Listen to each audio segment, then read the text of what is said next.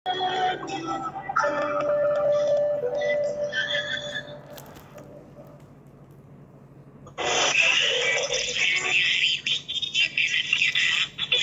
pengennya sih kayak para selebriti itu.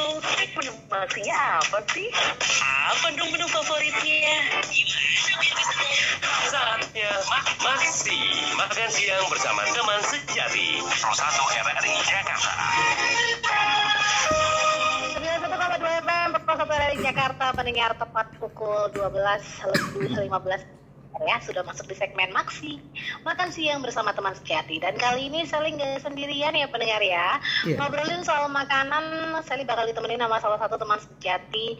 Ada Mas Bams DKW 9 ya, seorang pengusaha apotik, pegiat budaya dan juga musisi The Cop. Kita sapa langsung aja kali ya, udah tersambung di line telepon. Halo, selamat siang. Halo, selamat siang. Selamat siang, Kak. Ya. Mas Bams atau apa nih enaknya? Oh, saya Bams DKW 9 atau Mas Bams aja, Kakak. Mas Bams aja kali ya. Nah, ini informasi sedikit untuk pendengar ya. Mas Bams ini mirip banget sama salah satu musisi ya. Almarhum Didi Kempot, pendengar ya. Mungkin kalau yang penasaran, ini pendengar boleh nih lihat di Instagramnya Pro 1 @RRI Pro 1 Jakarta. Boleh dilihat juga flyernya ya. Mirip banget loh, Mas. Gimana rasanya bisa mirip sama seorang musisi ternama nih, Mas? Wih, suatu hal yang luar biasa. Tapi sebelumnya saya terima kasih kepada pendengar di RRI. Kenalkan saya Bams DKW 9 atau Bambang Surono. Dan kebetulan saya diparingi berkah amanah mirip dengan almarhum Mas Didi Kempot. Dan sebelumnya saya juga meminta doanya bahwa tanggal ini, tanggal 5 bulan 5 2025 adalah 5 tahun meninggalnya Mas Didi Kempot hari ini. Nah, jadi suatu kehormatan saya bisa diliput atau mungkin bisa bersua melalui udara dengan panjenengan sedaya sobat Indonesia atau sobat Tombo Ati Indonesia, sobat Ambiar di situ. Jadi rasanya senang banget bisa mirip dengan beliau, bisa melestarikan karya-karya beliau dan bisa diundang kemana-mana Mbak berkaitan dengan karya-karya beliau. Ngaten. Oke, Mas Bams, ini sebelum kita jauh ya membahas terkait dengan kegiatannya Mas Bams gitu ya, sebagai seorang pengusaha apotik, pegiat budaya dan juga musisi The Cop.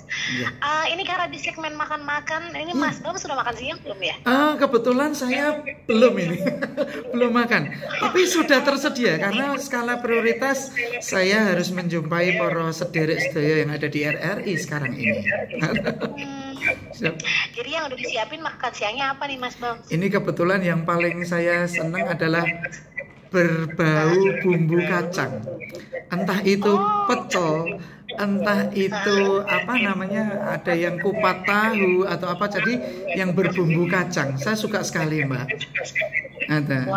Dan yang pasti harus ada apa? Kerupuk, udang dan minumnya jeruk. Itu sederhana saja, mungkin telur. Ya itu aja sih. Itu yang paling saya favorit, suka. Ya. Tapi kalau boleh tahu Mas Bams domisili di mana Mas tinggalnya? Saya aslinya dari Semarang. Saya aslinya di Pancakarya Semarang, tapi tinggalnya sekarang saya di Wonosegoro di daerah Boyolali, di Ketoyan, di desa Ketoyan. Oke, di Jawa Tengah. Tinggalnya di wilayah Semarang ya. Nah, kalau misalkan Mas Bam sendiri punya nggak sih menu favorit dia yang biasanya jadi santapan buat makan siang? Ada menu favorit. Yang pertama satu yang berbumbu kacang, yang kedua yang pasti halal ya, itu ayam goreng kampung. Jadi ayam goreng kampung. Kalau yang berkuah itu mungkin seperti sup iga atau mungkin sup biasa ya. Intinya yang sedikit banyak lemak tetapi berprotein. Itu aja Mbak yang saya suka. Jadi menu mudah, murah dan bisa didapat di mana saja. Ngaten. Pastinya sehat ya Mas. Iya, pastinya gitu. Oke, Mas Bams, ini kalau misalkan lagi sibuk misalkan ya di apotek atau mungkin latihan musik gitu, itu seringnya makan siangnya tepat waktu atau akhirnya agak telat gitu? Iya, kalau saya pas makan biasanya di atas jam 12 Mbak. Jadi mungkin sebelum jam 1 saya makan siang. Mengingat begini, karena faktor usia dan aktivitas saya yang banyak ya berkaitan dengan perform lagu-lagunya Mas Didi Kempot, terus berkaitan saya sebagai bapak rumah tangga juga, karena anak-anak saya itu Abel dan Eza itu kan juga harus saya antar jemput, terus istri saya Poppy Endah itu juga dalam arti menangani sebuah apotek yang kita kelola, jadi saya full powernya. Makannya nggak boleh telat, lebih dari jam 1 nggak boleh. Itu yang menjadi prinsip saya, Kakak. Ya, kan? Oke. Ya. Nah, kalau misalkan lagi berkegiatan gitu, Ya. biasanya tuh Mas Babs itu tipe yang makan siang lebih milih gitu ya, makan Ya. siang yang sendiri atau kan bareng teman-teman sih, Mas? Iya. Kalau saya lebih baik gini, kalau makan bareng-bareng kelihatannya lebih asik ya, biasanya gitu ya. Lebih bareng-bareng lebih asik, lebih lahap. Tapi saya melihat dengan situasi kondisi yang ada sih, kalau ibaratnya harus bisa bersama dengan teman-teman, ya lebih asik juga. Intinya begini, karena saya bergerak di bidang apotek, notabene itu kan berkaitan dengan health ya. Saya tidak berkaitan dengan hal-hal yang alkohol atau mungkin berkaitan dengan hal-hal yang mengandung kecanduan, enggak Mbak. Mungkin itu aja sih. Jadi minumannya saya mungkin mengurangi hal-hal yang bersoda seperti air putih. Mungkin kalau teh hanya pagi saja. Mungkin kopi juga secukupnya, tapi yang perbanyak air putih. Jadi gitu. Jadi rata-rata kalau maem dengan barang-barang lebih enak, sendiri pun nggak apa-apa. Yang pasti menjaga menunya sehat untuk saya biar beraktivitas lebih oke. Gitu aja sih. Oke, jadi tergantung ya Mas Iya, ya, iya. enaknya lagi pas makan sendiri Iya. atau mungkin enaknya lagi rame-rame sama teman-teman. Bener. Mas, bener ya? Bener ya. Pernah nggak Mas punya pengalaman mungkin lagi makan di luar gitu Iya. ya bareng teman-teman atau keluarga, Iya. tapi karena Mas Babs kan dikaruniai muka mirip Iya. sang Didi Kempot Iya. ya, pernah ada yang salah nggak? Ah. Ada nggak cerita kayak gitu? Ada banyak sekali. Salah satu yang paling berkesan seperti ini. Sewaktu saya mau ke makamnya almarhum itu sekitar tahun 2020 ya. Tahun 2020 saat itu kan baru viral-viralnya Mbak di situ. Saya diliput oleh beberapa stasiun televisi dan media online. Jadi saya mau mampir ke tempat daerah Magetan. Saya mau makan di sana. Kebetulan di situ kan ada ayam goreng dan sop buntut yang enak. Namanya saya nggak tahu, tapi pokoknya bilangnya itu namanya bunur apa sop ayam, sop sapi bunur apa gitu. Jadi saya nanya, Ibu non sewu, Mas Didi Kempot, dia salim tangan saya Mbak. Kan sampun sedo, sampun dalem Bambang Ibu, saya Bambang Surono atau Bam Sega, saya kembarannya, saya Didi Kempot KW 9, jadi sampai cium tangan loh Mbak Yu, sampai cium tangan. Dan mereka menunjukkan tempat makan tersebut. Setelah makan di tempat tersebut, akhirnya saya makan di situ. Banyak orang yang mungkin sedikit mengambil foto ya, ibaratnya paparazzi lokal lah, seperti itu. Saya paham bahwa orang viral itu kan pasti diberkahi banyak orang yang pengen mengenal, pengen dekat, pengen foto. Ya akhirnya saya sapa, nun sewu Bapak Ibu, monggo foto sama saya loh Pak, monggo Pak. Sebelum harganya mahal saya kasih candaan seperti itu. Nanti mungkin kalau mahal, kalau sudah mahal nanti tidak bisa foto sama saya. Oh inje Mas, inje. Jadi bahasa Jawanya, iya Mas, saya siap foto gitu. Itu hal-hal yang banyak dan sering terjadi sampai sekarang. Jadi sampai 5 tahun ini, sampai saya mungkin ada beberapa stasiun televisi ya. Seperti, boleh ya saya sebutkan stasiun televisi dan acara, boleh Mbak Iwi? Boleh. Oke, mungkin kalau saya ketemu Mas Babs juga ya. Tadi saya berharapnya dengan produser saya ngomong, ini datang nggak? Kalau misalkan datang, wah saya mau foto bareng. Karena juga saya salah satu fans ya dari almarhum Didi Kempot gitu ya. Banget. Tadi saya lihat fotonya, wah ini nggak datang ya Mas gitu. Kalau mungkin saya juga bakal ngerekam dan paparazzi gitu ya. Harusnya seperti ini tadi kita video call, mungkin lebih bisa face to face ya Mbak ya. Nanti kali ya habis siaran kita video call sebentar. Siap, sendiko dawuh Mbak Yu, sendiko dawuh. Jadi itu pengalamannya banyak sampai sekarang ini, sampai 5 tahun ini. Jadi kadang-kadang anak saya kan si Eza ya, si William juga sekolah di SMP 1 Boyolali. Itu orang-orang teman-temannya atau wali murid yang lain bilang itu anaknya Didi Kempot. ini anak Didi Kempot, padahal jelas saya namanya Bambang Surono atau Bams TKW 9. Begitu pula anak saya yang paling kecil, Apel atau Mafasa yang sekarang di TK Kartika 2 ya, di daerah Boyolali, di daerah Sukorami, itu bilang ayahnya Didi Kempot, Didi Kempot. Padahal saya hanya sebagai seorang kembarannya atau mirip saja gitu Mbak Yu.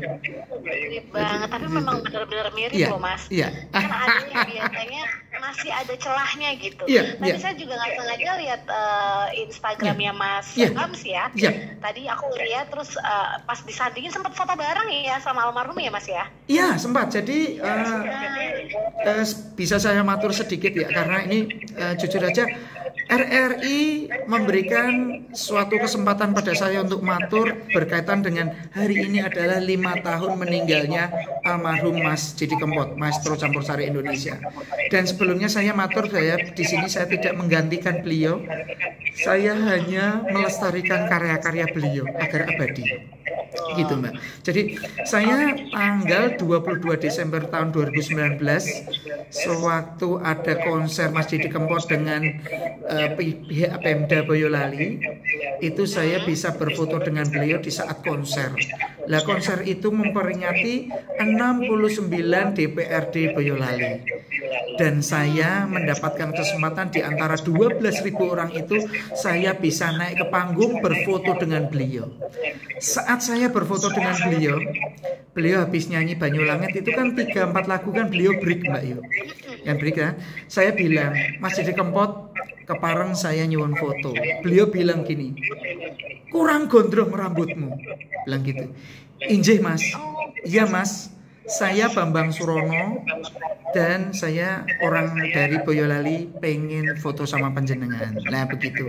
Begitu saya nyuwun foto, beliau kan peluk saya Mbak Yu.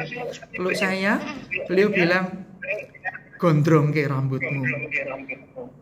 Kata-kata yang sedikit mungkin penuh makna, tidak tersurat tapi tersirat bahwa ada sesuatu yang disampaikan bahwa ini harus dilestarikan.